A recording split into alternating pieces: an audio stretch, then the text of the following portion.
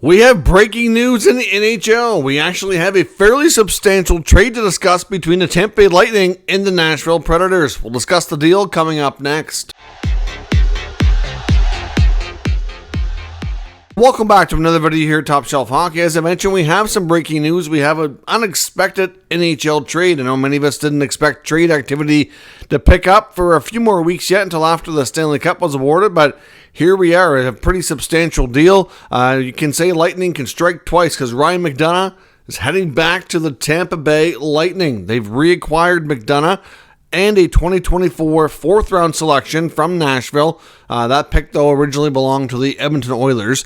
In exchange, the Nashville Predators receive a 2025 second-round pick and a 2024 seventh-round pick. McDonagh currently has 2 years remaining on his contract at $6.75 million. Now, obviously, at one point, McDonagh was a valued member of the Lightning. Of course, had spent a large part of his career at the New York Rangers prior to that. Former captain of the Rangers. Real solid career. One of the better defenders that the game has seen in the last decade or so. Unfortunately, they had to make some real tough decisions because of the salary cap. And even though McDonagh did have some trade protection in his contract, he had agreed to be moved to the Nashville Predators. Ever since he's been gone, the Lightning have greatly missed him. Their defense has not been the same, and it was about of all the cap hits that they had to make and cap casualties, you can say, that they've endured over the years. It was certainly one of the ones that hurt the most with the loss in the back end for sure.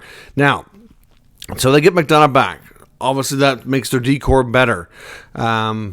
But it creates a whole bunch more questions for me. For one, the Tampa Bay Lightning already had limited amount of salary cap space and need to sign captain. Well, I shouldn't say need to, but Steven Stamkos, a prominent unrestricted free agent, team captain, right up there, one of the all-time greatest players of the franchise, done a lot for this team. Of course, has helped them win multiple Stanley Cups, and we know has a desire to stay.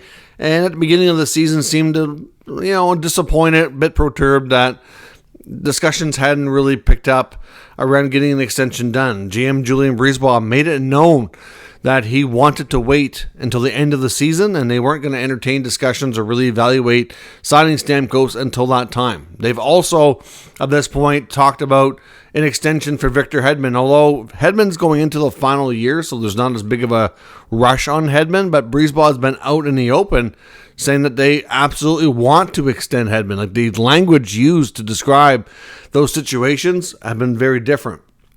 So, like I said, they already had a very limited amount of space with a handful of contracts to do. They have a lot of roster spots already filled for next year, barring trades, of course, but didn't have a ton of contracts expiring. Obviously, a few players like Anthony Duclair, who came over at the deadline, he's on an expiring deal. I think there's some desire to keep him, but economically, can it work out cap-wise?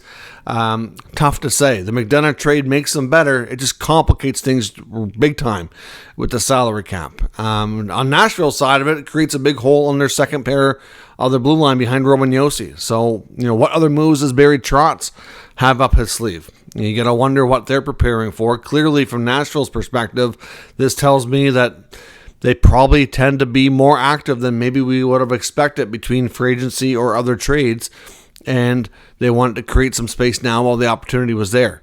So that creates questions there on what they might do next to fill that spot, but it's a lot more complicated on the Tampa side, knowing that Stamkos is there and now another big contract comes back. There had been some, I'll call it maybe whispers, that Mikhail Sergachev might be open to a move because he's, at this point, elevated himself to the point that he'd like to be the team's number one defenseman, and he still kind of plays a bit behind Victor Hedman. But to be fair, I think in a lot of ways, Sergachev kind of is the number one defenseman on the team in a lot of senses. I mean, Hedman's still really good and still gets a lot of those minutes, but I don't know that Sergachev would really feel undervalued. I mean, based on how he's paid, and, I was clear based on, past interactions and what he said publicly that he seems to really love it there. So I'd be quite surprised if they moved to Sergachev.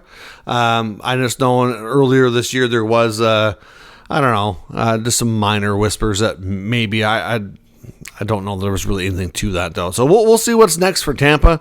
It just creates more questions than answers, even though, like I said, they're better now. But what are the moves they're going to have to make, because it complicates their cap situation that much further? Let me know your thoughts on this trade for both sides. Of course, it's easy to say who wins the deal. Tampa gets the best player because there's really only one player in there. Picks going to Nashville gives them flexibility.